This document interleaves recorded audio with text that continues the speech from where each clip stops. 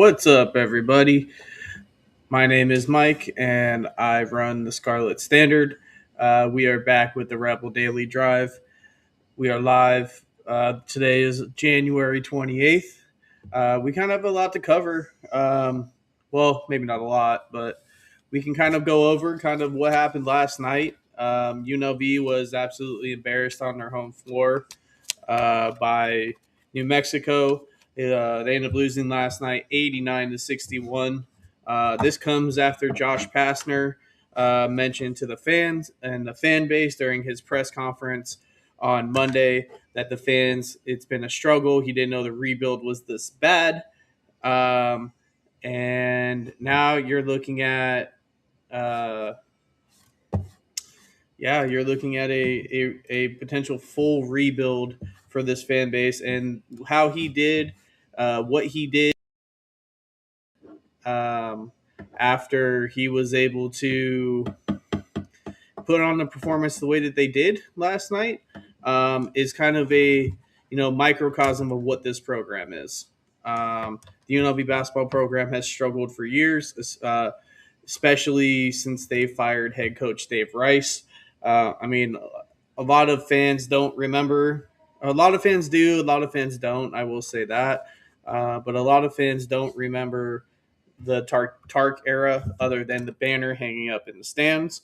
So a lot of the common fans now, all they remember is what they see, and that's been the product on the court for the last couple of years now.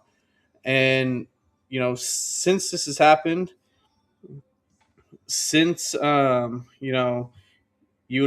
has essentially lost Lon Kruger.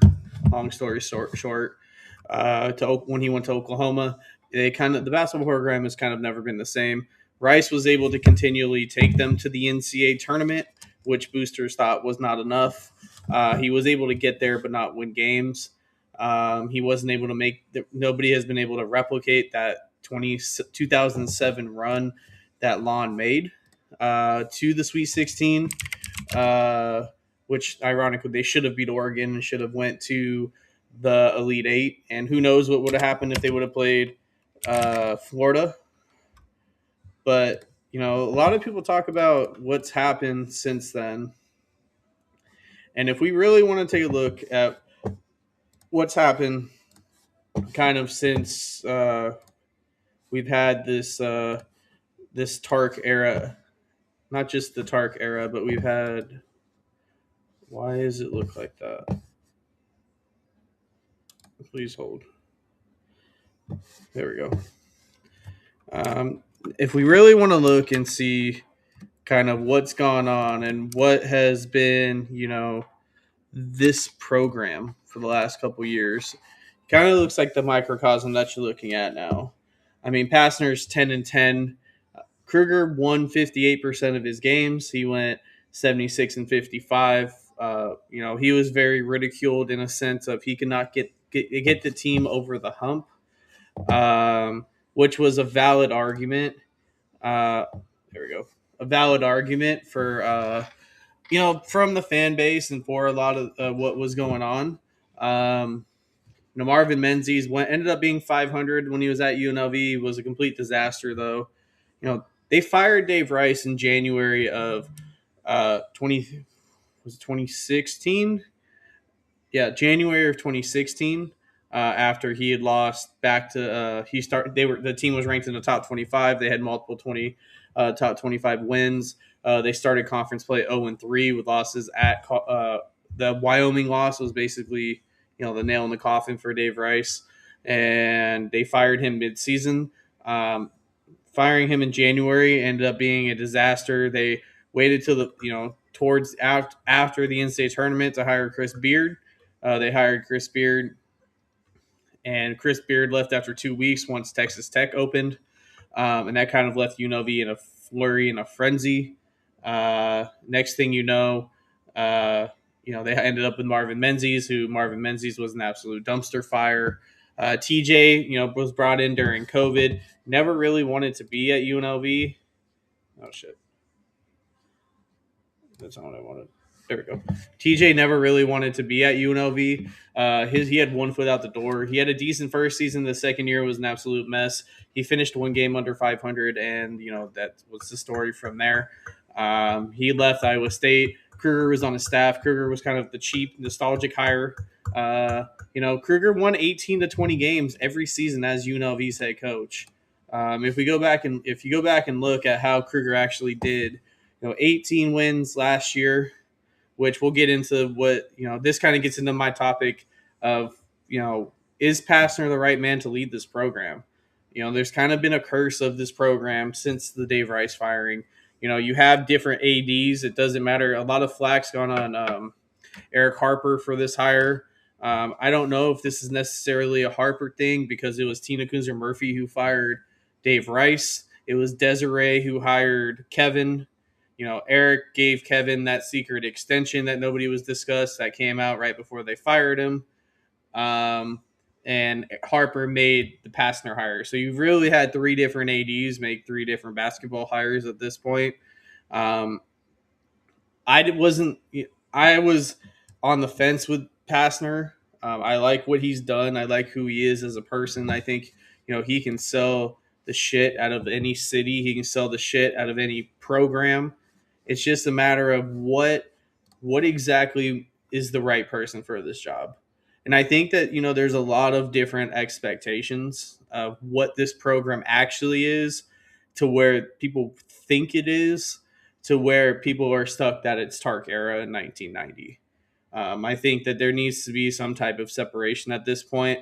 If you want to be technical, I mean, these players on this roster right now, yes, Stacy. Yes, because of the banner, kind of the nostalgic history of what UNLV is, but you don't really know, much about it other than what's told to you. They don't really have the buy-in like they used to. If a person my age, I'm 29, a person my age knows the history of UNLV. It's been around. You see the banners, you learn in school, but any college kid's not going to know what the history of UNLV is. They're going to see the last couple of years of under Kevin. My last 2 years at UNLV were Menzies. If I were a college student and I didn't know UNLV, I would think their basketball program is absolutely terrible. You don't go to the NCAA tournament. It is what it is. I mean, there's realistic expectations and there's different expectations and there's the reality of what things are. I don't think it's foregone conclusion to say, UNLV should be a NCAA tournament team every season or being on the bubble. I don't think that's an unrealistic expectation. But especially in today's day and age where there's not money, really being funneled to what UNLV wants to do, a lot of the attention's on football now. It's going to be interesting to see if, how they carry this football program or this basketball program going forward.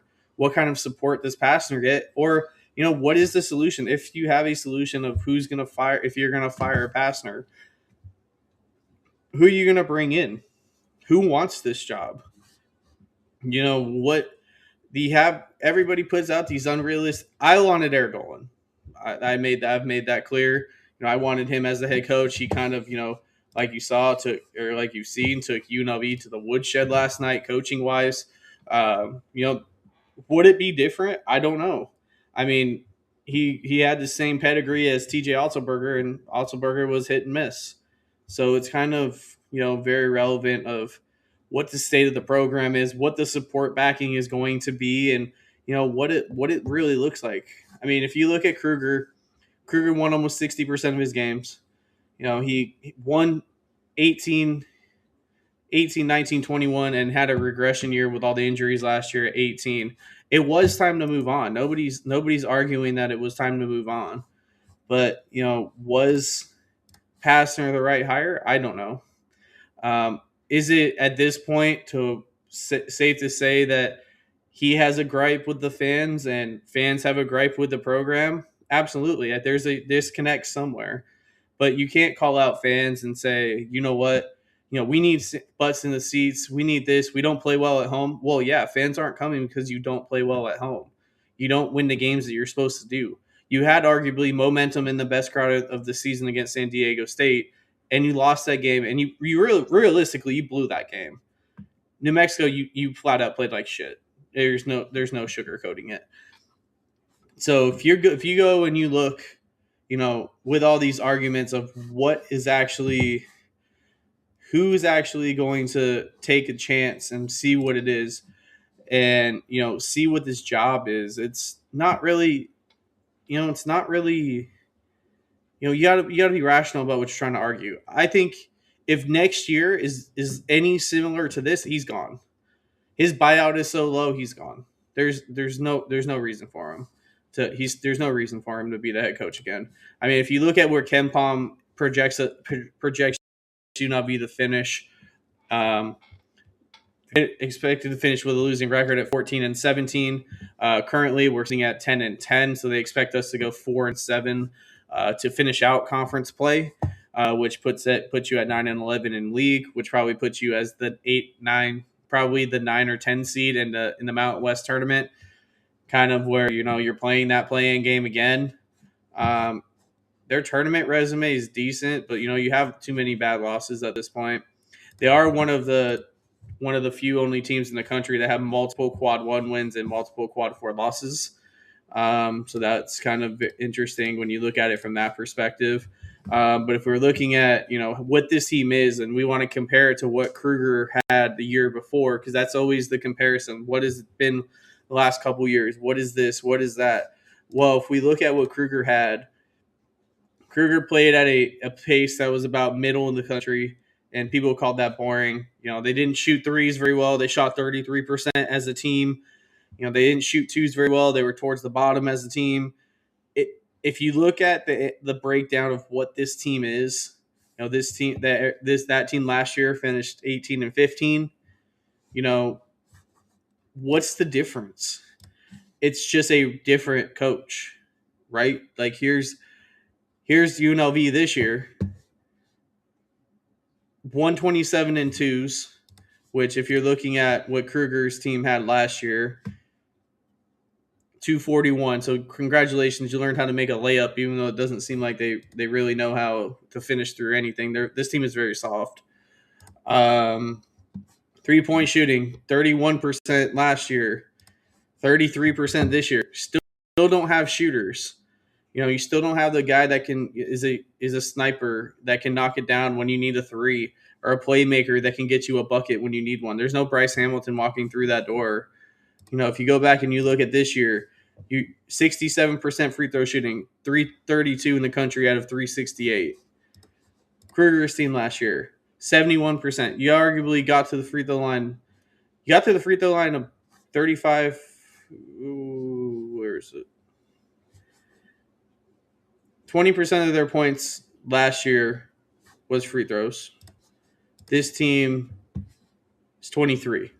You have very similar teams. The difference is one team is 10-10, and you're calling to fire the coach, and it's the same thing. And you're looking at the team from 2025, and it's the same thing. I don't know what it is with this program. It's last year you had injuries. You can make excuses. They still, if you look at their schedule, they kind of did the same thing that they did last year. If you look at it, they start 3-0 in league. This year they start 5-2 in league. Last year they started 5-2 in league. They went on to lose 5 in a row. Right now they've lost 2 in a row. It's the same exact thing that happened last year. Same exact thing. Where you're looking at, even the records are similar. You're sitting at 5-4 in league. Last year they were 11-9. This year we're 10-10. What really is the difference between Pastner and Kruger at this point, other than one is trying to sell the team and sell the community, and on paper has better talent, when arguably you can argue Jaden Henley and Dedon Thomas are better than anybody on these two teams. So it's very interesting when you look at it from that perspective, and you compare, what was fired. So right now we're looking at 10-10, 5-4 in league. Last year we were 11-9, 5-4 in league. In a very similar spot. You had early wins. You had 2 good wins. You beat San Diego State on the road last year, and you beat Utah State at home. And you had losses to Boise, a blowout loss, very similar to Wyoming, They got their ass kicked by Boise State last year. Then you had another back-to-back blowout loss to Colorado State, and you beat the three dumpster fire teams of Fresno, Air Force, and San Jose. Very similar this year. Beat Air Force, beat Fresno, dumpster fire loss to Wyoming instead of Boise State. Lost to Colorado State. Wasn't a blowout, but you lost. Beat San Jose. You had two wins you probably shouldn't have got with Boise and San Diego State. Or sorry, Boise and Utah State. And then you lose to the two teams. You lose to two good teams, just like they did last year. But they lost to Wyoming, which they probably shouldn't have. They lost to New Mexico by 2. So when you're looking at it from that perspective, it's a carbon copy of what happened last year, what this team was last year. There's really been no difference of 2025 and 2026.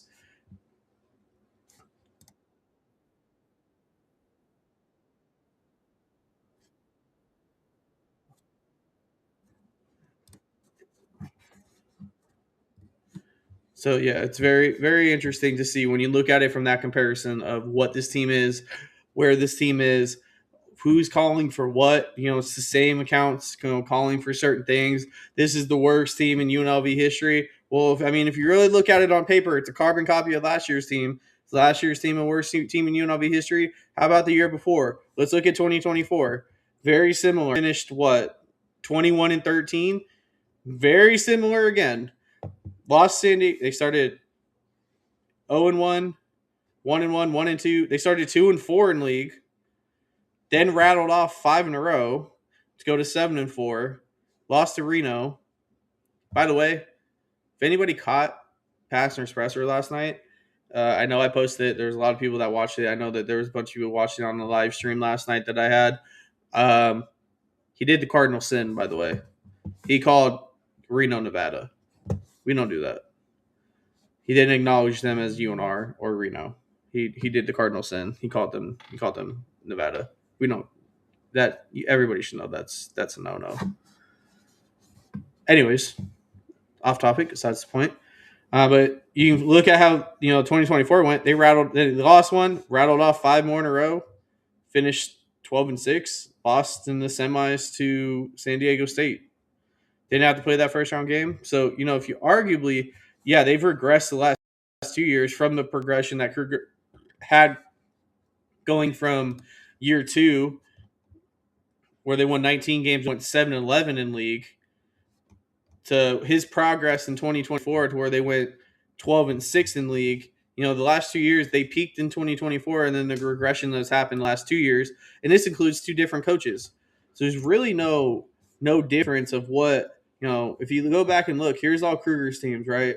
We're looking at TJ Otzelberger. We have Otzelberger. We have Simon. You have Dave Rice as well. But if you go back and you look at these teams, like, they're all very, very similar. They're all built pretty much the same. Don't know why the roster makeups are pretty. You can just see it. They're all pretty much the same. I don't understand what they're looking at when they build rosters, what they're looking at with construction, what they think is fit. If they have somebody building the roster for them, if we want to be technical, I think Deshaun Henry came in with Kruger's first staff. And if all of these teams are the same and he's your lead recruiter and he's, building out these teams for Pastner, and obviously Pastner has a say and recruits these kids, but, the trend is there. They're all these teams are the same. There's only one connection between the 2 coaching staffs. And if that's what they're building and that's how they're going and that's what this is going to look like, then obviously there needs to be something in that aspect that needs to be changed. Let's talk about a little bit the potential loss of Tyron Jones. So Pastner mentioned post game, Tyron Jones went up for a dunk or a set play, the second play of the game. Heard a pop in his shoulder, which was the same shoulder he hurt in the offseason that cost him his whole offseason, and almost cost him the first couple games of the regular season. He heard a pop apparently in that shoulder. They don't know what the extent is of that injury. I'm sure that's going to be a big question for Pastner's pressers tomorrow. But as you can see, a lot of the lineups, are built with Tyron Jones. So what happens with Tyron if he's out for long term? Obviously, that's going to be a huge loss for this team. Do they go Stefan? Do they keep? I think they need to make a change at the 5 as well. Don't know if it's Bernardi was terrible. Bernardi was terrible last night, but do you go Bernardi and you go smaller? If you look at, plus minus and the offensive rating, you know, the best lineup is the small lineup with Bernardi and Tyron, with DGO, Fleming, and Kamani. But Pastner mentioned last night Kamani needs to play better, and when Kamani and Tyron are on the floor together, there's no spacing because there's no shooting on the floor. So do you go with somebody different? Is Walter Brown going to be more of an option in the rotation? Losing Logi is really hurt the spacing in the mindset of this team. Um, Not the mindset, the offensive identity of this team. I asked Pastner last night, what is the identity of this team? And he said that they want to be the running rebels and get out and run. And they haven't done that the last 2 games, and that's why they weren't able to take care of business. And I followed that up with, is there something schematically that San Diego State, New Mexico did that other schools didn't? And really didn't answer. He kind of answered it, kind of said no. I was kind of the only one, other than maybe one or two, that asked them basketball questions. I forget who it was. Wasn't Paloma. I think it was the girl from Channel 8. Asked a very good question to Pastner of, is this a locker room issue? She asked, her question was basically, you've said you've used injuries, you've used sickness. What's going on? Is there a locker room problem? What's going on? And she asked the same question to Isaac and Dre, and Dre just said his answer was they're just not consistent. Pastner's answer was that there's nothing going on. So is there something going on in that locker room? I'm not trying to speculate, but obviously those questions don't come out of nowhere, and you've seen what's been going on the last couple games, and maybe you've seen the in and outs of Nas Cunningham. Was it really an illness that was going on? Was he not around the team? Was it an issue with Pastner? What's your start? It's all going to play itself out, but it's going to be interesting to see what kind of happened, where this goes, what this looks like, and how this team finishes. They're very mentally soft. They don't finish well through contact. Mountain West plays really physical compared to non-conference play, and it's beginning to show. And some of these games, especially the higher end teams of San Diego State's, New Mexico's, the Renos, the Grand Canyons, they're big, they're physical, they're going to outplay you. You're going the hostile environments, which may actually benefit this team, because it seems like these team plays, obviously, based off of their record, they play better on the road. And is it, I kind of had a conversation with Neverett before the game yesterday, and I brought up, does this team play better because there's more fans and they're more amped when student sections are talking shit and they like to answer? Maybe. It's also, is the Thompson Mack environment so dead that they don't know how to play in it? Because if you really look at it, the losses that they had, other than the players era, at home, not really the best environment to play in. Jack Jones Classic, that probably had 1,000 fans, where they lost to Tennessee State. And Wyoming, that their students were on break, and the announced attendance for that game was 2,300 people. But they go to Memphis, rowdy environment, win that game. They go to Stanford, rowdy environment, they win that game. They go to Utah State, student section, the herd, talking shit, bashing Tyron Jones for getting hurt. That was, everybody could hear. They won that game. So it's very interesting to see the how they play in the different environments and where they go. They won that San Jose, but San Jose's terrible. They have to go. If we look, I'll pull up KenPom again, but if we go back to what their schedule looks like, Reno is going to be a hostile environment, right? Fresno, probably a dead environment. Grand Canyon at home. Who knows what the Rebel fans are going to do? They're running promos for these two games to get people in the door. They have $5 tickets for Grand Canyon, and they have 2 for 10 tickets to sit up top, 2 for 20 for the lower bowl against San Jose. I mean, they're trying to get fans, but who knows, right? And then hostile environment, Boise State. Do they win that game? Do they not? I mean, Boise State has, I guess BJ Rains has really put it out that their fan base has been absolutely terrible and their student section has been bad. So maybe they probably lose that game, right? Air Force, we'll see. Another dead gym. That you have Grand Canyon and you have San Diego State on the road. Maybe, they steal 1 or 2 of those, but because of that, the way that they play. But that's just, the difference of what this team is. It's very hard to gauge and understand, where these guys come from, what this team is, what the future holds for this team, what it really looks like. And they've been such a roller coaster. I mean, everybody thought football was a roller coaster. My Lord, basketball's been worse. And the only difference is you're able to get over football because they were winning. Basketball's not, and it's just apparent. I mean, you can't make the excuse that you don't have Miles Shea anymore. Miles Shea has been out for all 20 games. At the beginning of the year, you recruited and you said that Isaac Williamson was brought in to be a point guard. Now, last night, you're reverting to the fact that you're saying that he's a shooting guard. He's a scoring guard that is not a point guard. Is that because of your development and your staff's development? Or is that because he's an undersized shooting guard and you figured that out when he got to campus and you didn't want to admit that you didn't have a point guard?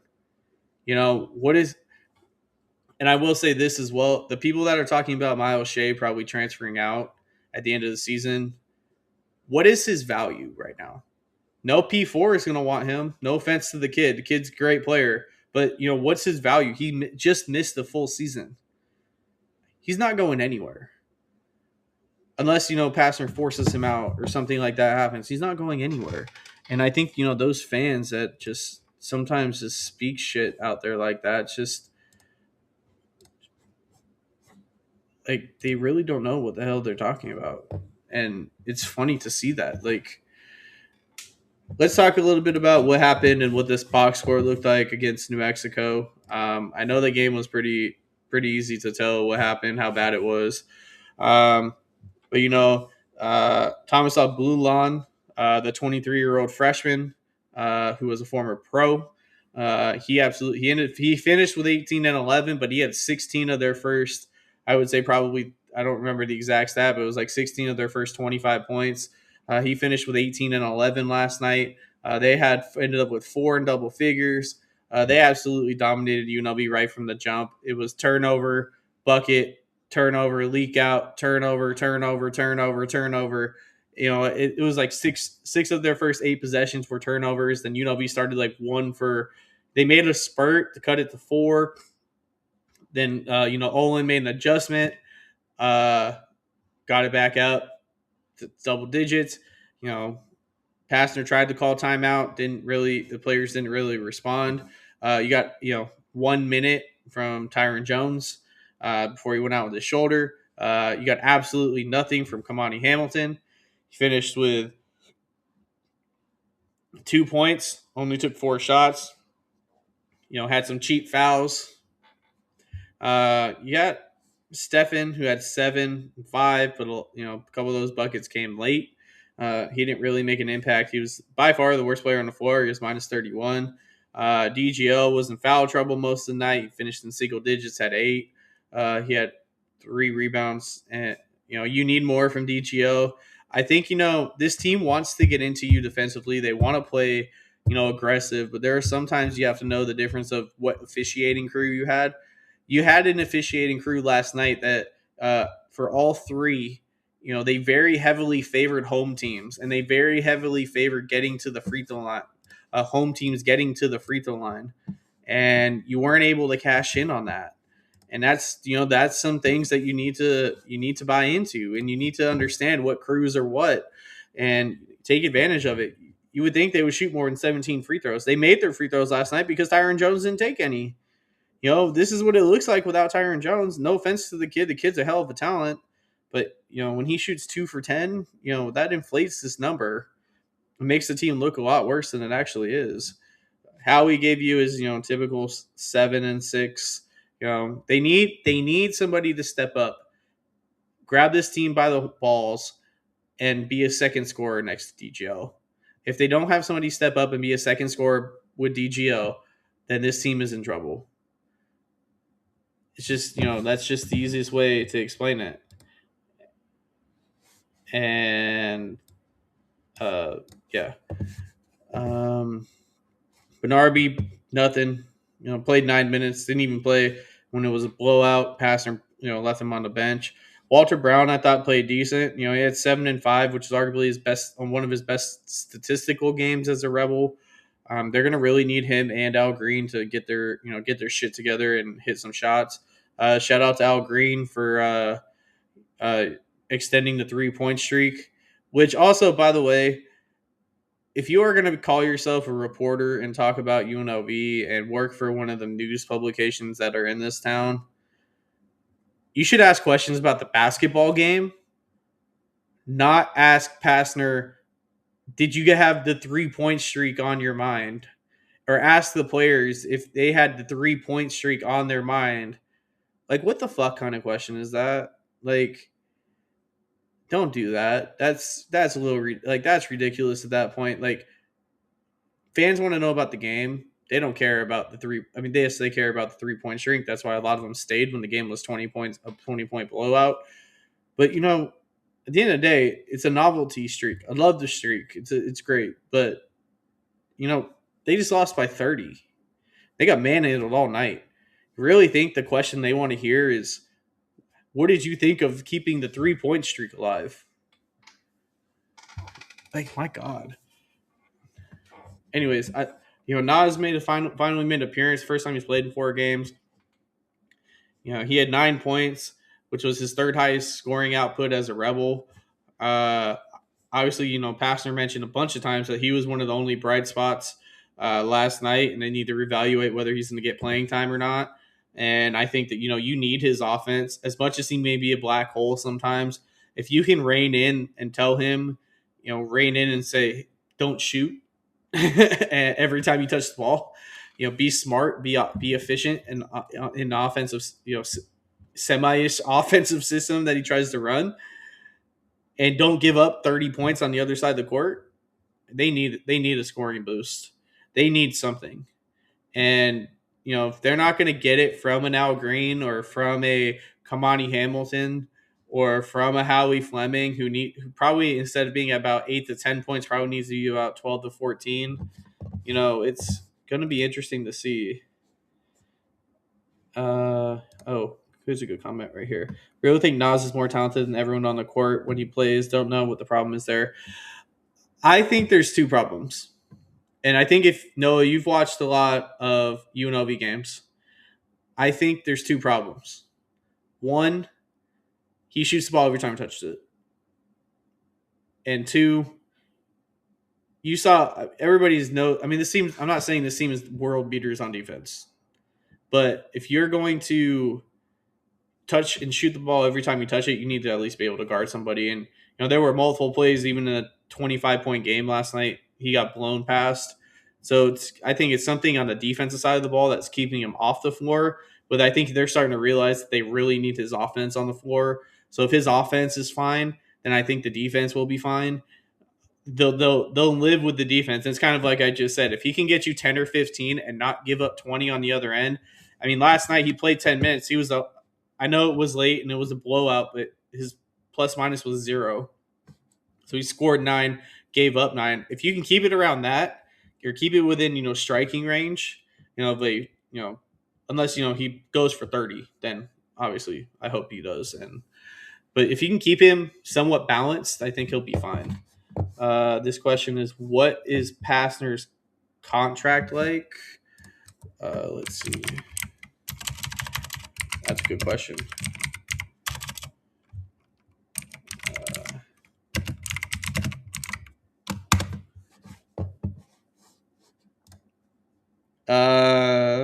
So his contract is a 5-year deal that is $4.8 million in total. He makes $500,000 this year, $1 million, $1 million in 2026, 2027, and 2027, 2028. 2029 or 2028 through 2030 goes up to 1.15 million. His buyout is if he's terminated without cause, he's owed 75% of his remaining base salary and any media money that he would have been owed. If he leaves, if he turns this around and he gets a bigger Power Four job, his buyout is $3 million, reducing by $250,000 each season he is UNLV's coach. Also included in his contract is includes 2 cars for his personal spouse and personal use, a country club membership, and a suite inside Thomas and Mack. He also has his bonus clause in his contract is $50,000 if he's retained on April 1st, 2027 and 2029, and a $30,000 signing bonus and various performance-based incentives. So if you buy him out, so I know JC that you are one of the ones who are talking about him getting let go at the end of this season. Let's take a look real quick. So he would have 4.3 million left on his contract. If you fired him, it would be a $3.2 million buyout if you fired him at the end of the season. Obviously, like I mentioned, it goes down from there depending on how many years he stays. So he has a $3 million buyout if you are realistically trying to fire him at this point, which I don't think is going to happen. But obviously you never know. It could be that much of a disaster that they do it. I don't know. He seems like he's in over his head a little bit. I think he'll be fine. He's going to sell this team. He's probably trying to raise money. We'll see what the actual fundraising, what the NIL looks like with some of these players he's able to bring in and who he's able to keep. There's a sign that he can keep Tyron Jones, which I know he has a very good relationship with Deshaun Henry. But, Deshaun Henry may need to go at this point if he's the roster builder. Do they bring in a GM for basketball like a Lee Davis? It's going to be very interesting what they invest in this team. Lee Davis has done wonders for, she helped with getting Calandra. She helped with getting Jackson Arnold. Do they need to bring somebody in like that for football? I'm sorry, for basketball? More than likely they do. But it'll be that's definitely not what I wanted. It'll be very interesting to see what route they goes. I think he needs more support, and I'm not saying fan support will help, obviously, but what I'm saying is I think he needs more support in a sense of he can't be a recruiter, can't be a salesman, can't be an NIL guy, go raise money, do everything like he's saying he did. I think you need to go get a GM. You need to get a good support staff around him. You need to get somebody who knows basketball. I mean, whether it's a former player who's connected to the program still, whether it's a business person, it can't be somebody like Cottrell's mom, who's their kids on the team. It has to be somebody who's actually, I'm not saying she didn't do a good job, but someone who has ties to the program that can get kids to come here and raise money. Because obviously what the money was raised before was not enough, and it wasn't enough to keep certain guys. His buyout's a little bit different than what Kruger's was. Obviously, he has a very heavy backloaded deal. That's strictly because of his buyout at Georgia Tech. So he is one of the lower paid coaches in the conference. I think he actually is the lowest paid coach in the conference, especially this year. I think it's going to be interesting. It really depends on what they feel is best for the school. Do they feel they need to invest more money in basketball, or are they really fully focused on football? And, in the past, it was football that was holding them back from going to Power Four. I mean, maybe it's basketball that's holding them back at this point. It's interesting to see where this goes. Realistically, how many guys do you want back, and how many do I see coming back? If I can answer that. Realistically, I think you see. Let's look at the roster real fast of who.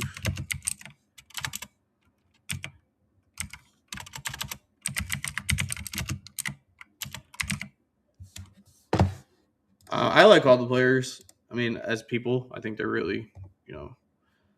Let's see. I don't think you keep Dre's a great player. I don't think you can keep him. I think he's going to have a great year, probably be all conference, and then go back to a power four. Don't know what level, what power four, but someone's going to come calling and take him. I think. I would assume Lodgy lost the season, so he'll probably be back. You lose Kamani, who's a senior. Howie's a senior. Green's a senior. I would assume they're going to bring back Mason because they did, redshirt him. So I would assume that there was a deal in place for him to come back next year. Um, I would keep Isaac. Walter Brown will be gone. Obviously, I think you bring back Miles Shea. Um, Nas and Stefan are going to be interesting. If somebody else is Nas going to transfer again to get to a school that's going to give him playing time, we'll see. Also, keep in mind that they're going to have, according to Pastner, they're going to have enough money to fill 2 more spots next year. So instead of having 13, they'll have 15. So I would say Isaac returns. I would say Mason returns. I would say Logi and Miles Shea probably return. I think you probably lose Nas. I think you probably lose Emmanuel Stefan. I think you have a really hard conversation about Jacob and Arby. Great player, great kid, gotten a lot better, but is he just at this point is he going to take the next step to be a rotation piece? Is he just going to be a guy that holds a roster spot? We'll see. Obviously, I think Mason stays because they redshirted him. The 2 big question marks I would say is probably, do they have enough money to keep DGL, and do they have enough money to keep Tyron Jones? But I think if realistically you're looking at probably Mason coming back, I would say probably Isaac coming back.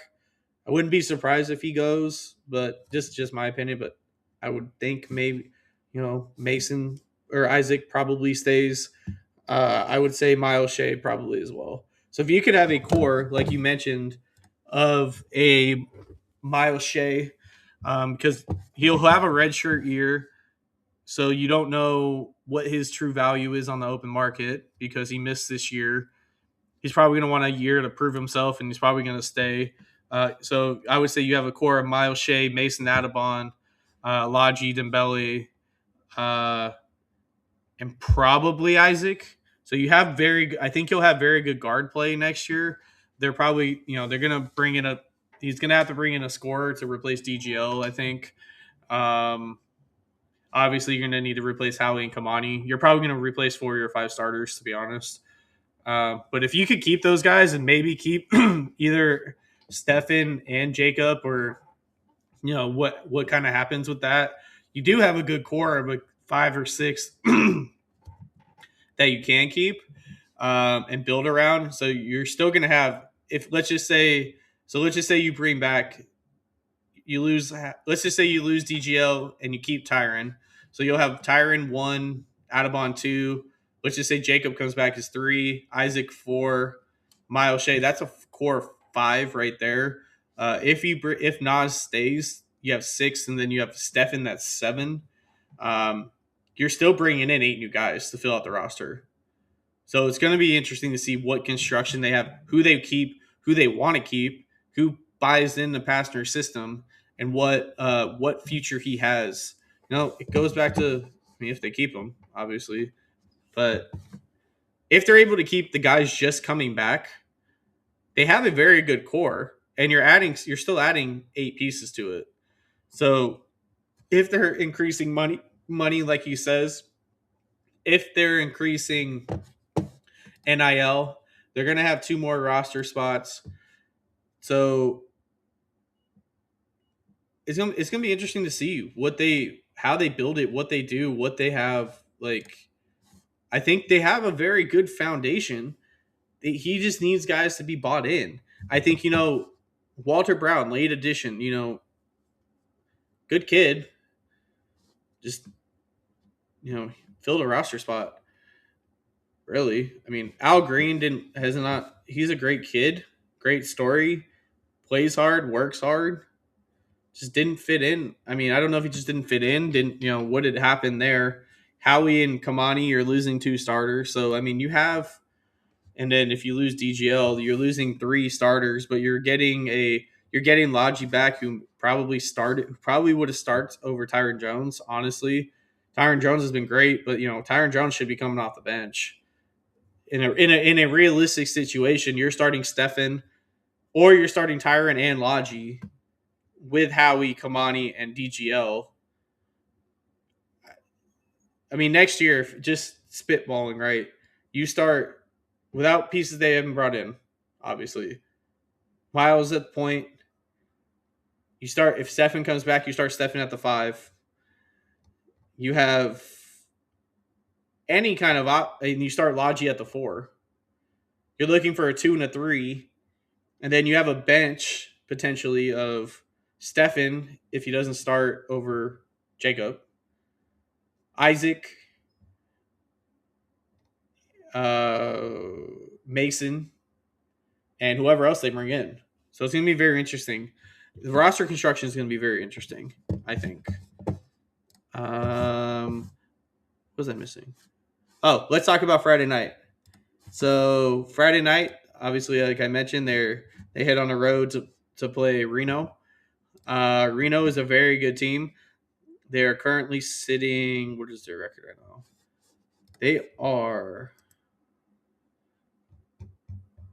Reno is 15-6. They are 10-2 at Lawler. They had a crazy. I don't know if you guys tuned in. If you weren't at the game, if you tuned in to the end of that Reno Grand Canyon game, Grand Canyon basically led wire to wire. Reno was down 5 with 19 seconds to go. Grand Canyon, they score. Grand Canyon misses a free throw. Grand Canyon fouls a Reno shooter with 0.8 seconds left on the clock. Down 3, shooting a 3. Kid makes all 3, sends the game to overtime, and Reno squeaks out a 66-60 victory. It was that was a crazy game. I watched it while I was sitting up in media row. It was a wild ending. Reno is led by Corey Camper Jr. He averages 16 a night. Tyshawn Comer as well, 13, and Elijah Price, 12. Camper's been good. It's about the same conference play, 16 a game, but their scoring's kind of bounced out after that. You have one guy with 12, one guy with 11, 9, 7, 7, 7. So it's very interesting to see what do you call it? How this team is built. Let's take a look real quick. Let me share this real fast.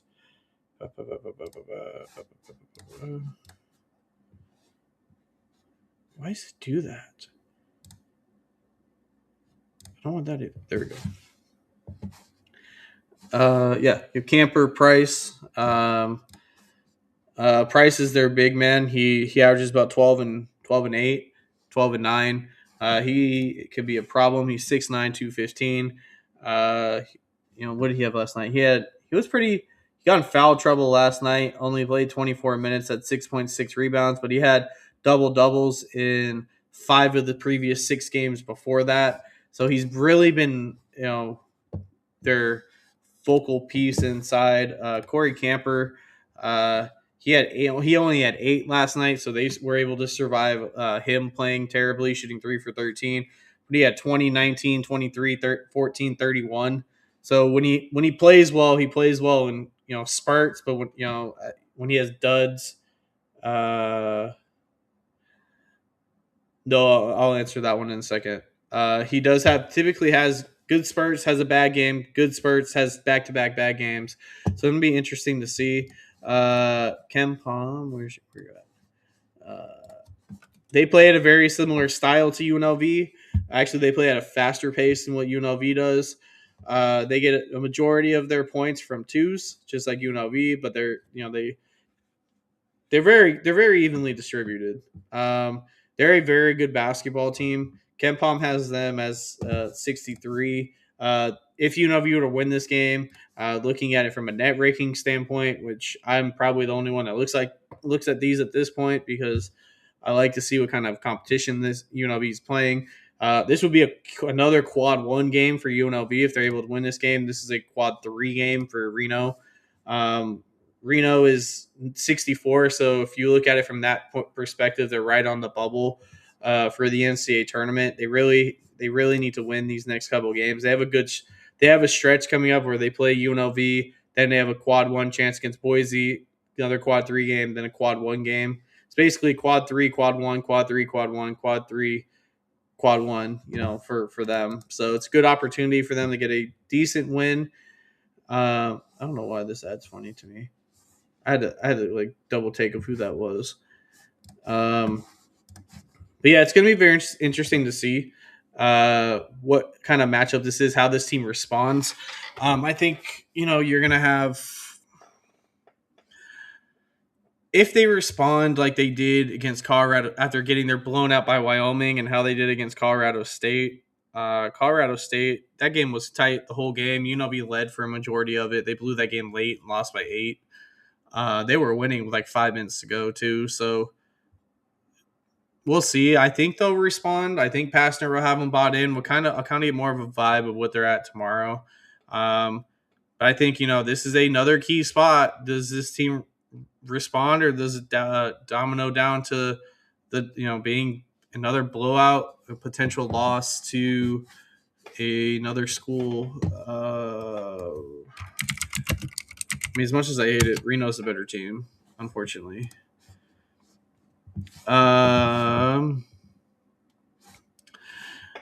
Noah, let's see. To answer your question, his question to me was, how much more does Olin get paid at UNM?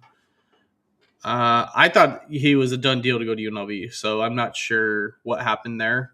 But he has a 5-year deal at New Mexico that's $6.5 million. He makes 1.2 this year, 1.25 next year, 1.3 year 3, 1.35, 1.4. It's a $50,000 raise in between years. Let me see if I can get more details on this contract.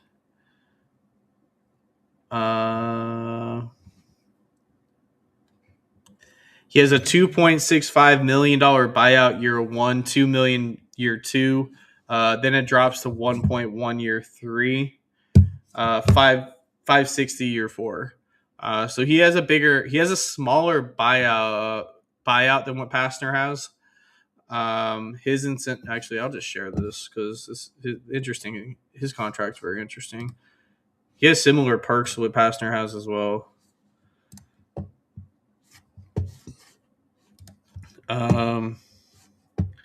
It's a lot of incentives for top 25. He gets incentives for being in Ken Palm top 50, which is interesting to see. If $50,000 per win, he only gets $125 if they win national championship. Mount West Coach of the Year, $25K. If he accepts a head coaching while under contract, school must get. So he also had New Mexico also put a good clause in his contract too, of if he leaves, this the new school he goes to has to sign a 2-year home and home series, or pay UNM $250,000 additional to whatever he's owed on his buyout. UNM would also have to to forego the home and home, and the obligation would be fulfilled. So it depends on where he goes. If he were to go to, that's a good contract. He got a really good UNM airtight this contract, gave him a really good deal. Guessing his roster isn't worth as much. I'm not sure what New Mexico's NIL is.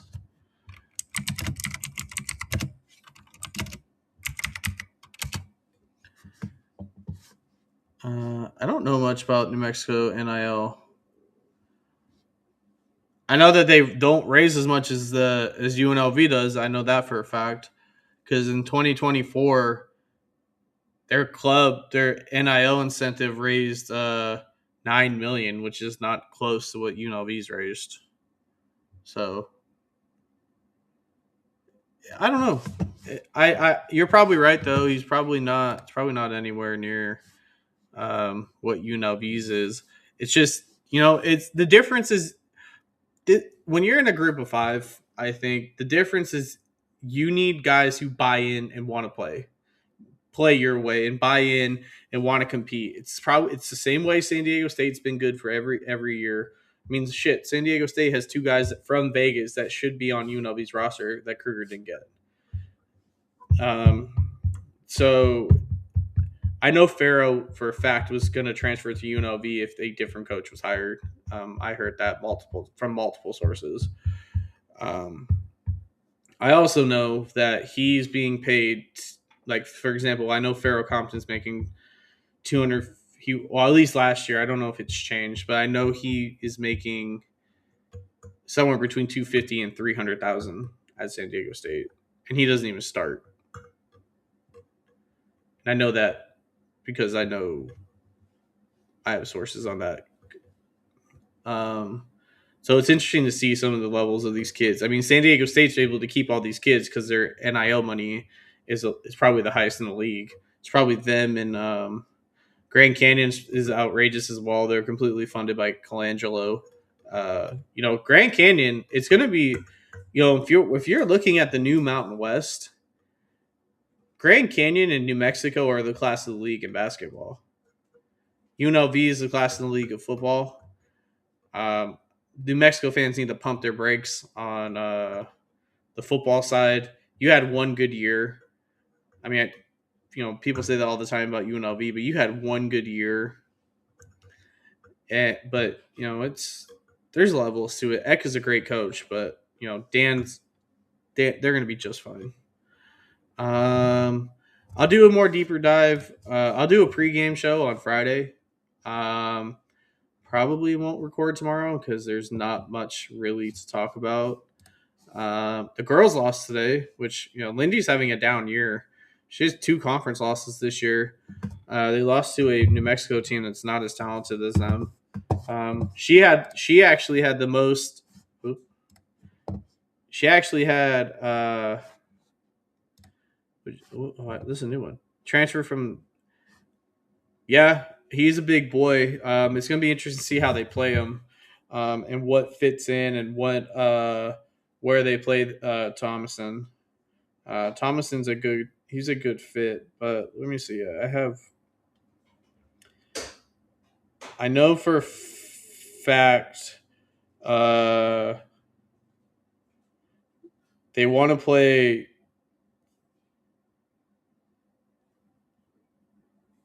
They want to play Boyd at guard, and they want to move Thomas back to tackle. So it's going to be interesting to see how they fill out that line. My guess is Tolo probably starts at center. He played center last year for New Mexico a little bit. He played 3 games at center for New Mexico State last year. So my guess is he starts at center. And then you have Boyd and at one guard. You probably have Thomason and Thomas as your tackles. And then the other guard's probably open to either the freshmen that are coming in or I forget the other line transfer. I can't remember off the top of my head. Oh, the kid from Pitt. And Cal, Jackson Brown. So it's probably going to be something along that line. I know, obviously your running back room is going to – we can talk about football a little bit, actually. I have a few minutes. We can talk about football a little bit. I think you're going to have a quarterback competition. I know Jackson's Dan's guy, but so is Orgy. You have Orgy's a year in Dan's system. So I think you're going to have a quarterback battle between Arnold and Orgy. It's probably very similar to what happened last year. Running back room, it's going to be interesting to see how it plays out. I would assume Darian Jones or Cameron Williams take over that third back role that Kayvon Lee had. It would be the third guy with Kayvon Lee and Jalen Glover.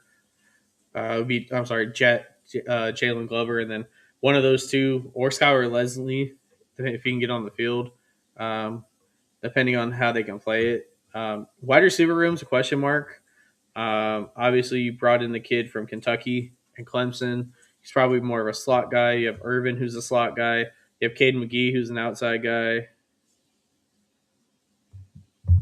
Football, what do I think our record will be? I have to look at the schedule again. I know Cal's probably, like you said, Cal's probably their toughest game. I don't know much about their opponents yet. I haven't done a lot of research on them. I know Cal's has a new coach and they brought in a lot of talent. I know UNT lost a bunch of talent, but they also brought in a lot of talent. Um, I need to see their schedule. Hold on.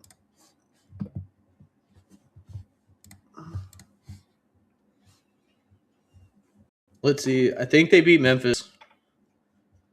I think week 1, week 2 is basically your group of 5. I think, um, playoff eliminator.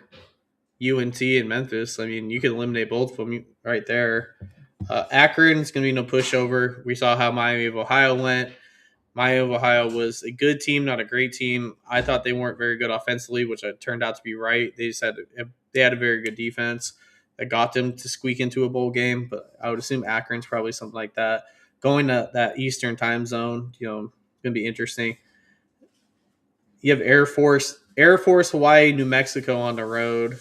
Those are Air Force has been down, but those are 3 tough places to play. You would expect you play San Jose on the road as well. You would expect them to be better, so it's going to be interesting. I think. I still think they win 11. I don't think they lose a game.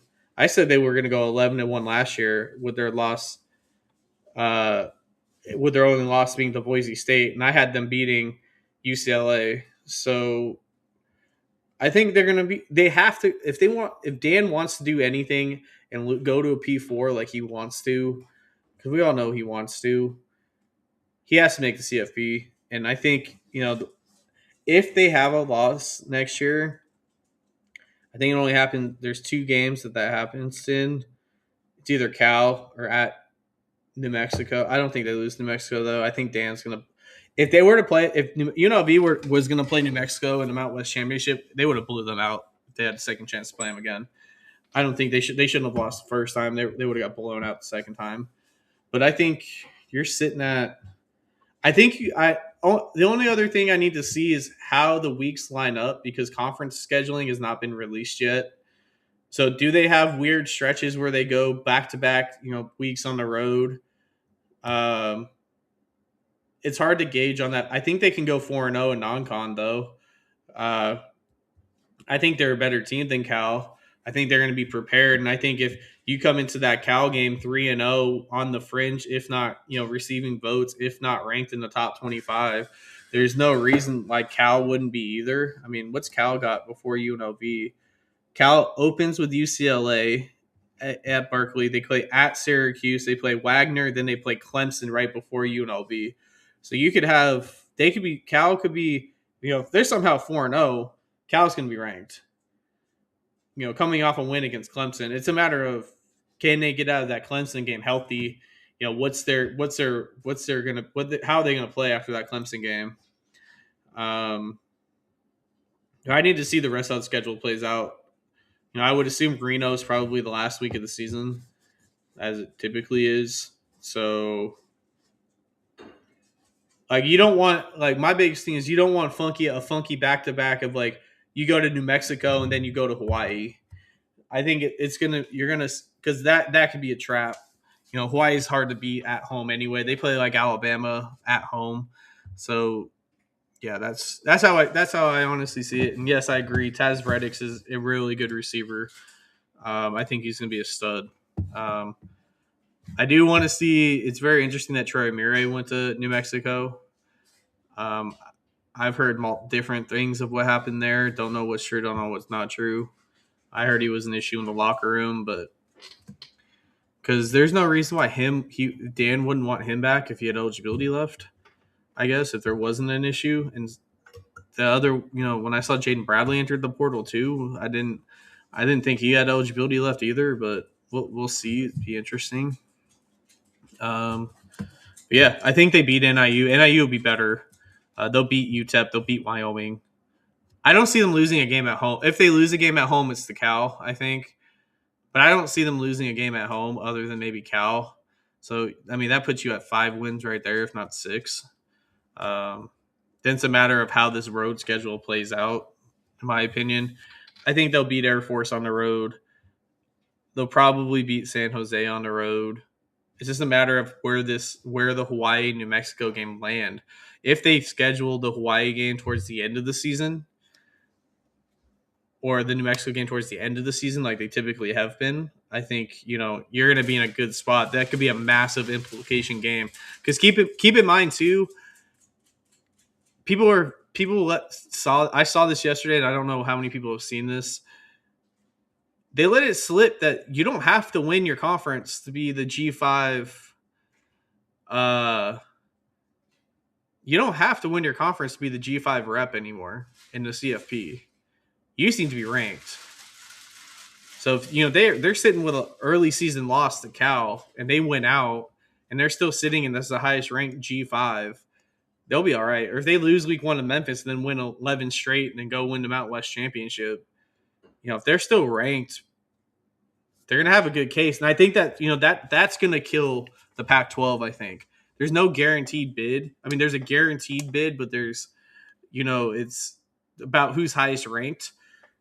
So when these polls are favoring the AAC, and you have Memphis that was ranked last year. You had UCF who was ranked for a while last. I'm sorry, UCF, not UCF, USF who was ranked for a while last year. You had Navy who was ranked at one point. You had those schools beating up on each other. North Texas was ranked at one point as well. James Madison as well. It's not going to matter if you win your league or not. I mean, they should win the Mountain West. Not saying it like that, but you just need to be ranked at this point. So win the games you're supposed to win. Don't if they can afford to lose one, lose the Cal, but don't lose a conference game. I think it's going to be. What'd you say? I think a lot of locker room problems are due to so many transfers. Really like the selection. I think it's yes and no. They put out this impression that they like each other, but I think a lot of it has to do with some of the decision making. Like I know the offensive line really didn't get along with Pelandria last year, from what I was told, which was surprising to me because they always seemed like in good gracious in the media. You have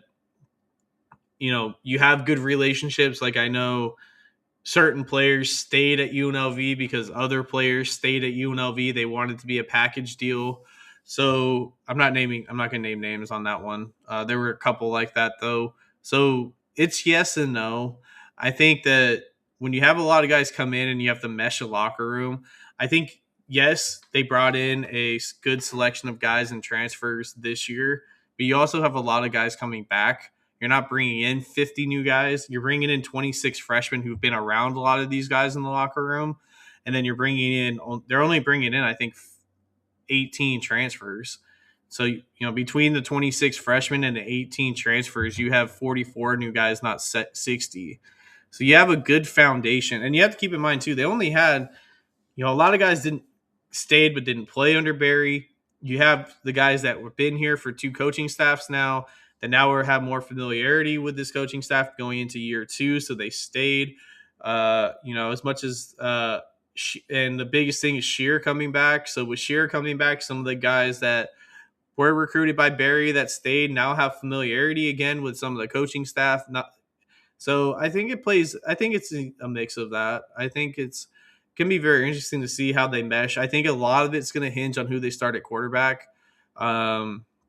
And how they fit in the locker room. If Arnold loses a job to Orgy, what does that turn out to be? Things like that I think are going to play big into it. But I will be back live with a pregame show on Friday. Because, there's not much really else to talk about right now. It's been kind of a quiet time with all the recruiting, really dead period ending for football. Basketball, we kind of dove into the Pastner stuff. To make sure that you are like and subscribe to our page. Follow me on all social media. at SS_media LV. I'm on all platforms with the same handle. And if you are not seen it yet, we are live on. We have our own site. We have forums. We have, I dropped a forum question today of should Pastner, what should what should happen with Pastner. If you've already been subscribed to my work, you have a login. Just make sure you set it up. But yeah, I want you guys. I want to be the number one place to be for Rebel news and Rebel talk. My site is the-scarlet-standard.com. Also, if you need any Vegas gear or any UNLV gear, or you want to support me and buy some Scarlet Standard gear, check out vegasvarsity.com. Use my promo code SSM10 for 10% off any order. Any of those proceeds from those orders go directly to me. So you guys would be funding my adventures to go on road games and things like that, be able to help to get you guys as much coverage as possible. Thank you guys as always for tuning in, and go Rebels.